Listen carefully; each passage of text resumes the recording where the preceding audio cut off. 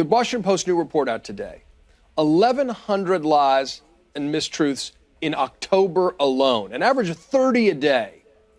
That's a land speed record of lying, people. Yeah. There's no one you know in your life that lies that much. And yet this is from the bully pulpit of the presidency. That's disfiguring to our national debate. Let me just read what the Washington Post says about that. In the first 9 months of the presidency, the president lied an average of 5 times per day. But in the 7 weeks leading up to the midterms, it's an average of 30 lies a day. Well, here's Exhibit A. So, Abby, they've put out what they call a Department of Homeland Security fact sheet about the migrants who are probably roughly 1,000 miles away and coming to the border. They say it's just hard to know what's true in here, okay? So one of the things they say is over 270 individuals along the caravan route have criminal histories, including known gang membership. But, Abby, they give no source for how they know this. That's an awfully specific number, but they don't say where they've come up with this, who is telling them this. And the reason that they've lost the authority, I think, for us to believe them, is because Kirstjen Nielsen, the head of Homeland Security, said something like this on June 17th. We do not have a policy of separating families at the border, period. That was what she tweeted out on June 17th. So, you know, millions of people in their own lying eyes were told that they were wrong. So when they put out this so-called fact sheet, it doesn't ring necessarily true to people.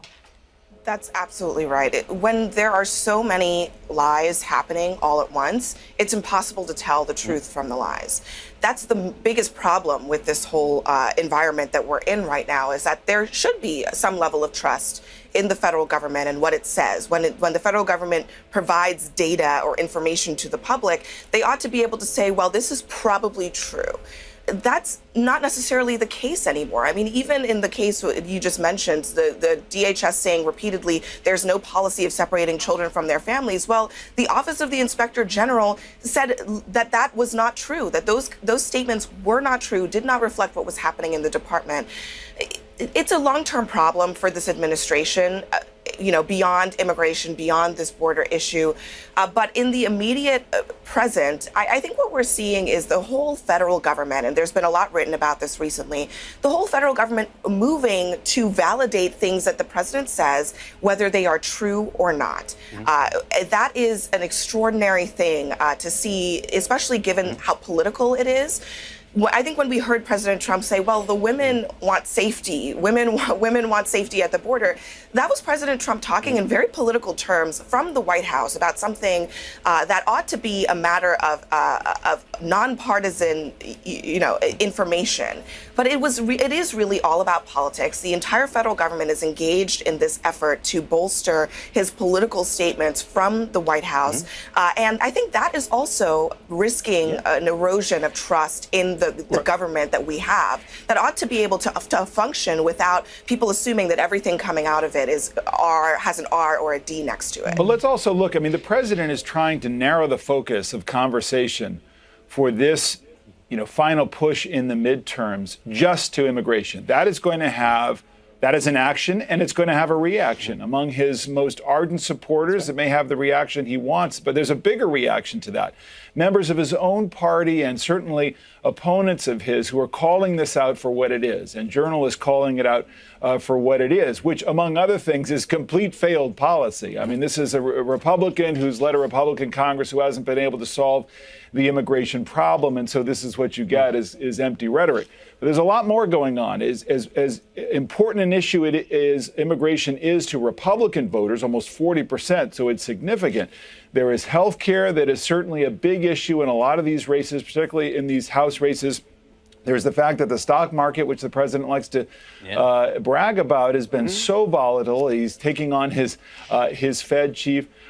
So there's a lot here that, again, I think is rattling the president, that has him realizing the only impact he can have is perhaps on Senate races, which are important because so much else appears to be lost for him in his party. I actually had a Republican strategist tell me yesterday that if he were running the Democrats' campaigns, he'd put the stock numbers up, the wild swings, a graph up over the last 2 weeks, because that is what is causing some fear in some of these suburban districts. I just want to pick up on one thing David said there, on how there have been Republicans aghast at what the president has done here. Yeah. You know, John Kasich aghast yesterday at that racist and turns out lying video that was sent around by the president. Chuck Hagel, who was a Republican senator from the state of Nebraska, was shocked and appalled by what the president said. And by the way, Defense Secretary, shocked and appalled by what the president said.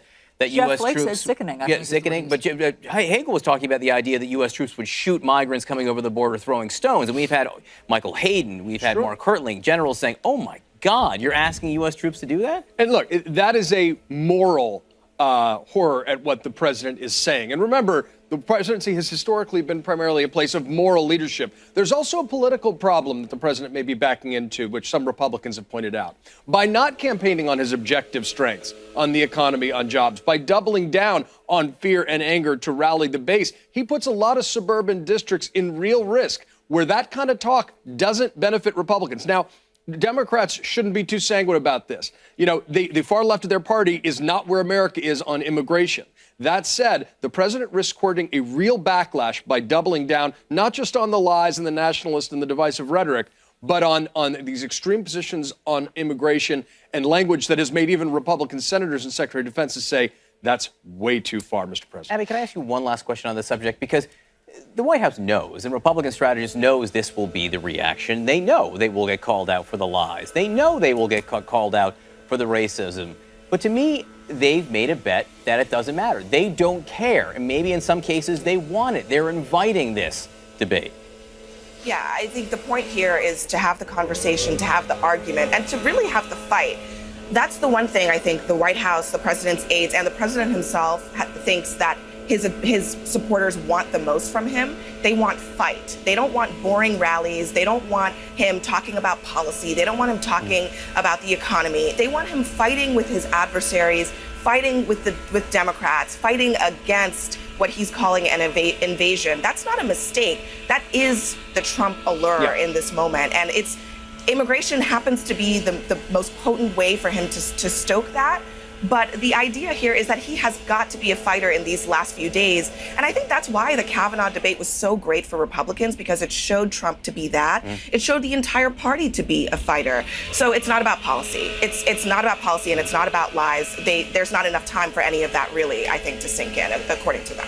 Honestly, do they only turn the leaf blower on when Abby's speaking? I'm setting my watch to it right now. There.